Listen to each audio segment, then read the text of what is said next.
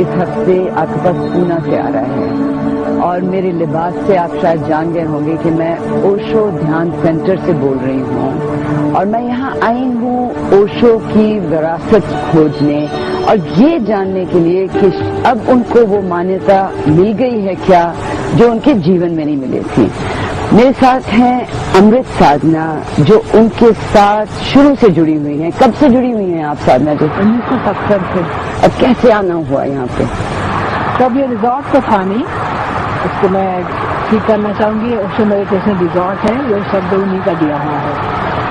तब ऐसा था कि इस तरह की कोई जगह नहीं थी और ओशो गांव-गांव घूम कर प्रवचन किया करते थे और हजारों लोग परवानों की तरह उनकी तरफ आकर्षित होकर आया करते थे। मैं भी एक परवाना थी और सच में उनके ऊपर जैसे बछाड़ हो गई और उनका जो बोलने का ढंग था और उससे भी अधिक उसके भी पीछे जो सत्य था, जो उनका ध्यान है, जो प्रेम है, वो मुझे छू गया अंदर तक। तो शायद उसी की तलाश भी थी मुझे। ओशो का जन्म जबलपुर के पास एक छोटे गांव में 1931 में हुआ। 60 के दशक में आचार्य रजनीश बने और धर्म, मजहब, फलसफा पे देश भर में घूमकर लेक्चर देना शुरू किया। 1974 में पुणे में उन्होंने ये सेंटर खोला और उनके पहले शिष्यों में थी कई जानी मानी फिल्मी हस्तियां जैसे विदेश राज्य मंत्री विनोद खन्ना। अमेरिका में रहने की उनकी 2 साल की कोशिश असफल रही तो यही वापस आए और जनवरी 1990 को उनका देहांत हुआ। उनकी विरासत क्या है? ओशो की जो विरासत आप कह रहे हैं वो कोई ऐसी जायदाद नहीं है कहीं पर या कहीं कोई गद्दी नहीं है जो कि ओशो की विरासत है। ओशो की विरासत है वो क्वालिटी जो हम अपने रोज की जिंदगी में हर शख्स, हर इंसान ला सकता है। जैसे अकेलेपन का एक जो समादर है और ध्यान से अपने आप को रूपांतरण करना, हर जो हम काम कर रहे हैं उसको होशपूर्वक करना और अतीत से छुटकारा पाकर नया मनुष्य आज और यहीं पे एक सुंदरता से जीना, ये ओशो की विरासत है। और ये जो दीप ऐसा है जो हर व्यक्ति के भीतर जल रहा है और जल सकता है और इसी के लिए मेरे देखे उन्होंने सारे प्रयास किए। जो उनकी 650 किताबें हैं, जो उन्होंने ध्यान के इतने सारे प्रयोग इसलिए उन्होंने क्या करवाया। तो ये जो जगह है, ये जो संस्था बनी हुई है, ये उनकी विरासत आप नहीं मानते हैं क्या? ये एक प्रयोगशाला है, ये एक ग्रीन हाउस है। यहाँ आके लोग प्रयोग सीखते हैं, एक रहने का ढंग सीखते हैं और इसका जो प्रयोग है वो तो बीच बाजार है। तो यहाँ पे लोग आते हैं लेकिन रहते नहीं हैं, यहाँ पे आके सीख के कहीं चले जाते हैं। बिल्कुल सही बात है, यहाँ से आए थे वहीं चले जाते हैं, कहीं और भी जाना हो तो क्या है। अगर आप ध्यान सीखते हैं, अगर आप अंतर्राष्ट्रीय माहौल में रहने की कला सीखते हैं, वो आपने सीखी या नहीं, ये कब आप इसको सबूत क्या होगा? जहाँ वापस जाएंगे हो सकता है यहाँ आप बड़ी शांति के साथ, प्रेम के साथ रहें, तो जैसे ही आप वापस जाएं और कोई अलग जाति का या अलग देश का आदमी हो उसके साथ आपका झगड़ा हो जाए।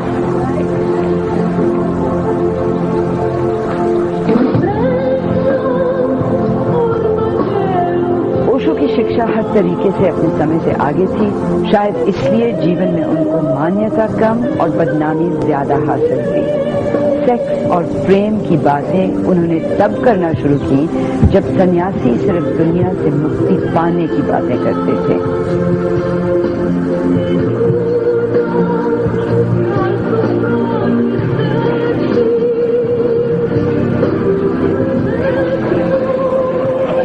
ओशो ने एड्स रोग का खतरा बहुत पहले ही देख लिया था और ओशो ध्यान रिजॉर्ट में दाखिल होने से पहले एड्स टेस्ट लाजमी कर दिया, लेकिन बदनाम वो इतने थे कि इसको भी गलत समझा गया।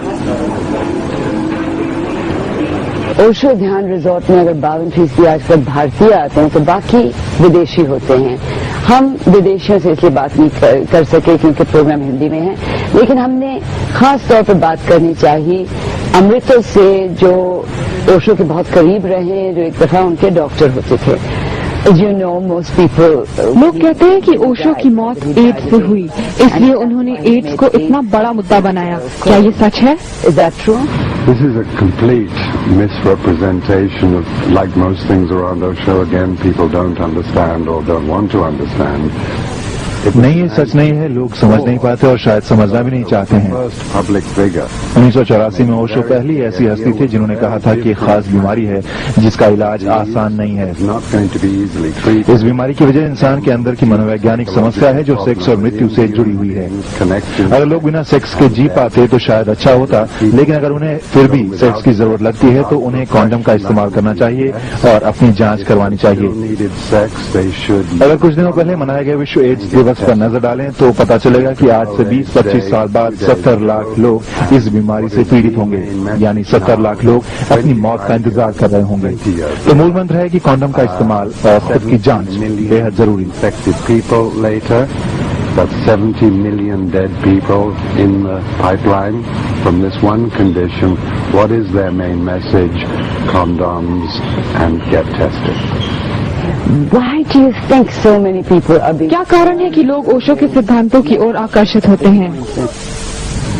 Because it's a critical time in man's history, whether you look at क्योंकि इंसानों की तारीख में ये एक अहम समय है। अगर आप दुनिया की हालत देखें जहां हिंसा है, हथियार है, आतंकवाद और एड्स है, तो ये मानिए कि पुराना सामाजिक ढांचा बिखर रहा है और सबको जरूरत लग रही है कि इसके लिए कुछ किया जाए।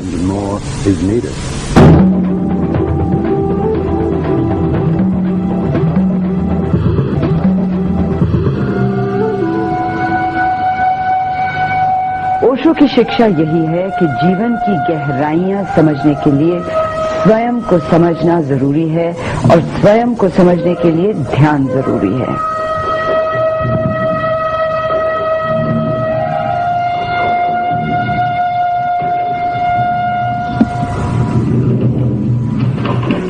वो ध्यान नहीं जो पुराने सन्यासी जंगलों पहाड़ों में दुनिया से छुपकर किया करते थे, पर ध्यान जो जीवन के हर पल का हिस्सा बन जाए।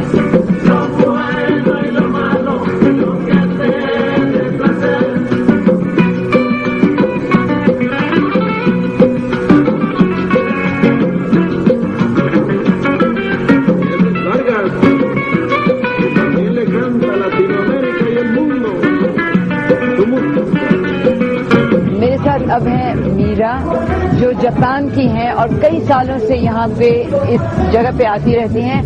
ये पेंटिंग करवाती हैं नेचर की म्यूजिक के साथ में, और अभी यहाँ पे पीछे डांसिंग मेडिटेशन जिसको कहते हैं नृत्य ध्यान चल रहा है। Meera, how long ago did you first high? आप कब यहाँ आई? मैं सबसे पुरानी सन्यासिनों में से हूँ। मैं 30 साल पहले यहाँ आई थी। मेरा जीवन ओशो जीवन है। आप यहाँ कितनी बार आती हैं? मैं यही रहती हूँ, आधा साल यहाँ, आधा साल पश्चिम में। मैं जापानी हूँ लेकिन जर्मनी और यूरोप में रहती हूँ। क्या चीज है जो आपको यहाँ बार बार लाती है? हर चीज जादू जैसी है, खासकर तब जब आप अकेले में ध्यान लगाते हो। बहुत सारे देशों के लोग यहाँ आते हैं और प्रकृति भी बहुत खूबसूरत लगती है। इस चित्रकारी के ध्यान के बारे में कुछ बताएं। आपका पूरा शरीर इसमें लगा होना चाहिए। आमतौर पर चित्रकारी में सिर्फ दिमाग और आंखों का उपयोग होता है, लेकिन यहाँ पर दिमाग के साथ साथ शरीर के सभी तंत्र का इस्तेमाल सिखाया जाता है ताकि बाहर की दुनिया और अंदर की ताकत का सही मेल हो सके, और ये आसान नहीं है। How to make people integral using all the senses, not making any division, from outside to inside. It's a big challenge. जब आप भारत के बाहर जाती हैं, क्या आप ये ध्यान और योग अपने साथ ले जा पाती हैं? इसकी जरूरत नहीं। हम जहाँ जाते हैं ऐसा ही माहौल पैदा कर लेते हैं। एक साफ कमरे में ओशो की तस्वीर लगाती हूँ और ध्यान करने लगती हूँ। मैं बहुत सारे लोगों के साथ ये पश्चिम में कर चुकी हूँ। मेरे हजारों विद्यार्थी हैं और वो ज्यादा तौर पर 3 या 5 दिन या फिर 1 हफ्ते के लिए आते हैं, और हम एक साथ ध्यान करते हैं, साथ खाते हैं, साथ पीते हैं, साथ साथ उठते बैठते हैं। हम अपने के अंदर की सच की तलाश में हैं और ये जानना चाहते हैं कि कहाँ जा रहे हैं।